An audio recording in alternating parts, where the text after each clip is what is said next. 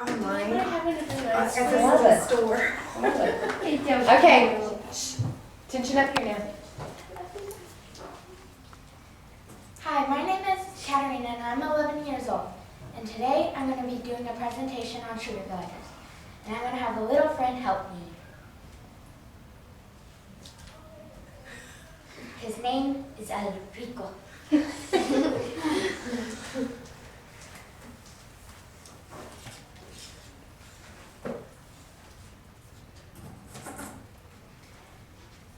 What is a Ptoris brevicet? A Ptoris brevicet is the scientific name for a sugar glider. Sugar gliders are small marsupials.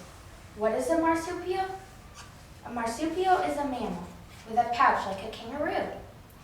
Did you know that sugar gliders have a membrane that stretches between their front and rear legs, just like the flying squirrels here in North America? Sugar gliders are wee little things. They are 9 to 12 inches long and weigh only 3 to 4 ounces. If you want to see sugar gliders, you would have to go out at night because sugar gliders are nocturnal. Where does the sugar glider live? Sugar gliders live in trees and rarely, if ever, touch the ground. They build their nests in holes in old growth trees. They like open forests because they like to glide from tree to tree. They are found in Australia, Tasmania, Indonesia, and New Guinea. How do sugar gliders reproduce? Sugar gliders mate during the winter and spring. 16 days after mating, the small embryos crawl to their mother's pouch. Sugar gliders nurse off their mother's milk inside the pouch and grow for 60 to 70 days. Just like the kangaroos, the young are called joeys. At 4 months, the young sugar gliders are on their own.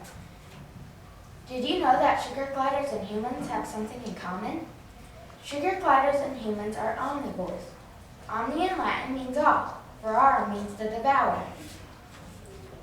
So what does that all mean? It means that sugar gliders and humans eat both plant and animals as their primary food source. So the next time you are eating steak or salad, invite your sugar glider to dine with you. What do sugar gliders eat in the wild?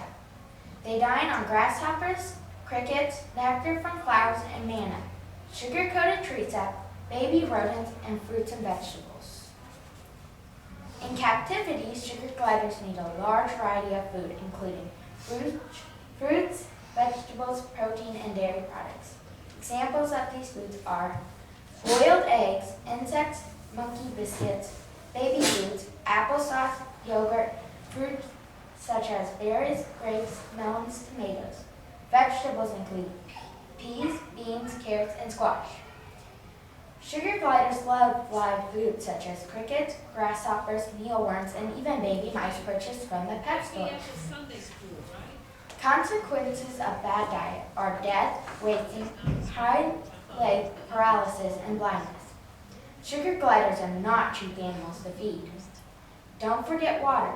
A fresh source should be available at all times. How long do sugar gliders live? In the wild, sugar gliders live for 4 to 5 years. In captivity, sugar gliders live from 8 to 12 years with a proper diet. Longest living and ever recorded, 14 years. Sugar gliders make a great pet because they like to socialize. You will never be alone if you own a sugar glider. Any questions? Yes, Sydney? Have you ever seen a real sugar glider? I think so. It was at a sugar glider. In the mountains. Tell her about it. We were sitting outside and they started to glide from tree to tree. They were flying everywhere. Yeah. Gabby? Can they be different colors, or are they all just really one color?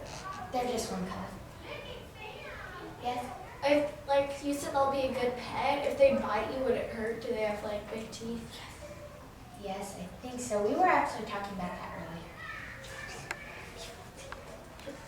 earlier. It scares you more than it hurts you, because I've been bit by one. I mean, anytime any animal bites you, you know, it's fearful, but So you're a survivor? I'm a survivor. I had to go get a tetanus shot and everything. mean, no, not really, but. Yes, Gabby? Do they usually live in groups or? Yeah. 7 per nest. Oh, okay. Kirsten? My brother was there was this guy selling sugar gliders at the flea market, and he had one that we were feeding with carrots, and then he had one that was in a pouch hanging from the top of his thing. And my brother, who's very tall, he tried to fix the pouch, and the sugar glider actually like screamed at him. It's called barking. Barking. And it sounds kind of like this. It is very, until you get used to it, it's very unnerving. It's hard to reproduce their sound, but it's called barking. And they bark that way to express fear, but also to communicate and locate each other. Sydney? Sarah? So do they like fly around or do they like crawl around? They fly. They do both, really. Yeah. They can fly and crawl, but they probably prefer to fly. How much do sugar gliders usually cost? Well, $500 to $600. Oh wow. They're not a cheap pet. Back to the question about the flying. They don't really fly. What do, Katerina? They glide. They glide. So it's not like they're out popping their, Okay. Gabby, Oh, wait, I just forgot my question. Sorry. let's tell her all the great things she did about her presentation. Megan? I love your poster board. It's like awesome. Yep, very colorful. I love the board across with like it's gliding. That's awesome. Very awesome. Sarah? It was good how she asked all those questions that got us like thinking about what it was gonna be. Very good, yes. It's always good to ask questions and get your audience thinking so that they're listening then to your presentation to try and find out the answers to your questions. Sydney? She had a lot of information, but not too much, and I liked it when her mom helped her make it. That was a very good opener to make your stuffed sugar glider glide through the air, and you caught it. That was an excellent, That was really cute. excellent opener to your presentation. Jenna? She didn't act nervous. There was no nervous fidgeting with the cards or anything. And you know what? I guarantee you, she probably was nervous, huh?